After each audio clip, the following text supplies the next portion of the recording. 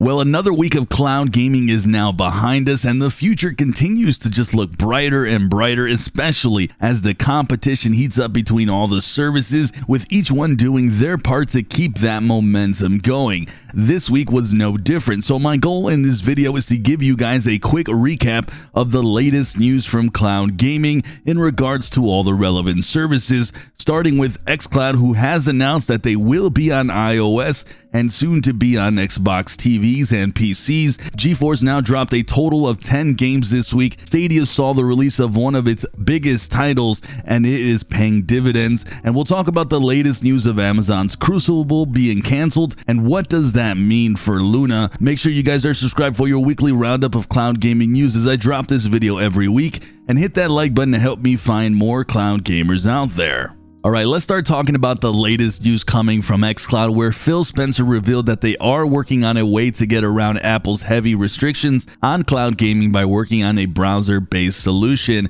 Spencer goes on to say, "We absolutely will end up on iOS with iPhones, iPads, and the Game Pass is being targeted for a 2021 release date for this launch on Apple devices." Now, it's curious that once that announcement of Luna going to be on iOS devices on day one through a mobile web app, we see that Microsoft has and is now working on that same thing. It does beg the question, will other services like Stadia and Geforce now follow suit? Either way, this is set to come next year for xCloud, and I will surely cover it when it does.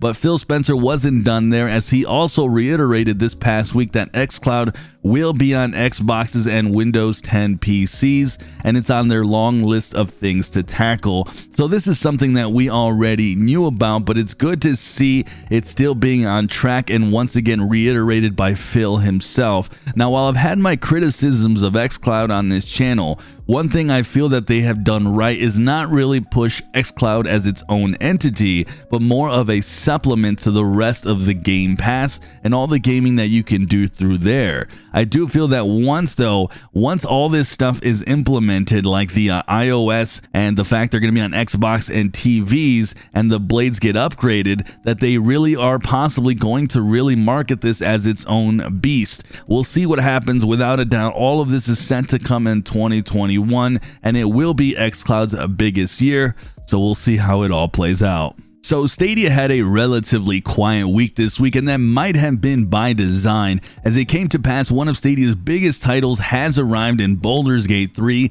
and reception so far has been, while the game is clearly in early access and it is rough around the edges, it has mostly been a success in regards to people really enjoying the game. With that, there's been nothing but talk of people buying this game outside of PCs due to the big storage that it requires and the fact that you do need a decent computer to run the game. Stadia in essence has been the go-to for many people to not only try Baldur's Gate, but Stadia the platform itself. So far, out of any game on this platform, this one has been the one I've seen that has attracted the most new users. So while news was light this week, that might have been on purpose to put all the focus and onus on the big release for this title on Stadia. If you guys haven't checked out the game, I do have a video, and I'll link down below so you guys can see how it runs and plays, and if you guys are interested in the title yourselves. So Geforce now has had another solid week this week, like it usually does. If you haven't already, there's an awesome game for free you can claim on Epic Games in Rising Storm 2 Vietnam.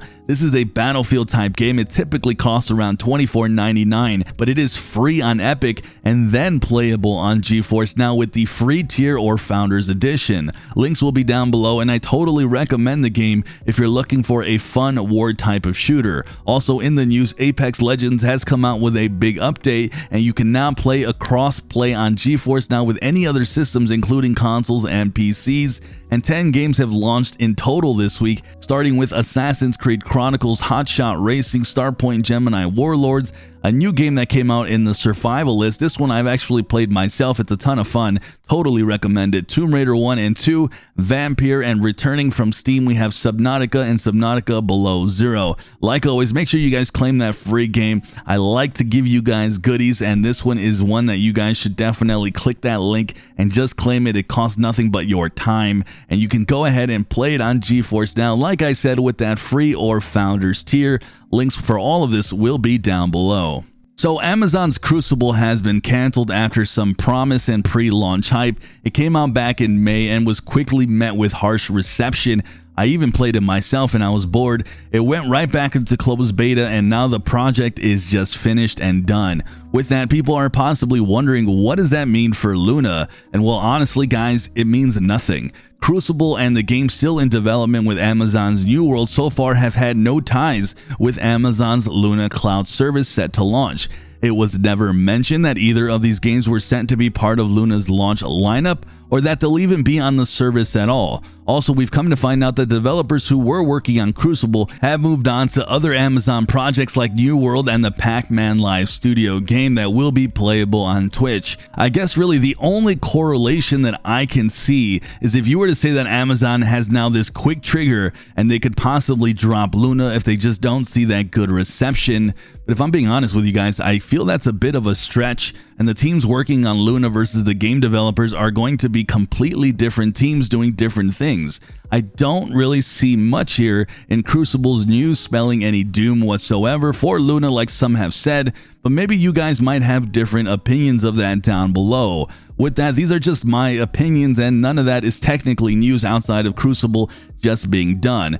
Either way, I'm glad that we'll find out how Luna works here soon and see how viable it's going to be as its own cloud service and see the reception that it could and might garner outside of people who are not interested in cloud gaming, because that's what I'm looking to see the most. Either way, we're going to find out soon, and you guys know I'm going to have full coverage of that here on the channel. Alright, let me know if you guys have any comments down below on any of the news today. What's your take on xCloud coming to iOS, Amazon's Crucible, and does it mean anything for Luna, and Stadia and the Geforce Now news? If you have any comments on those, write it down below. Make sure you're subscribed for your weekly roundup of cloud gaming news. I'm Sunny, and I'll see you guys in the cloud.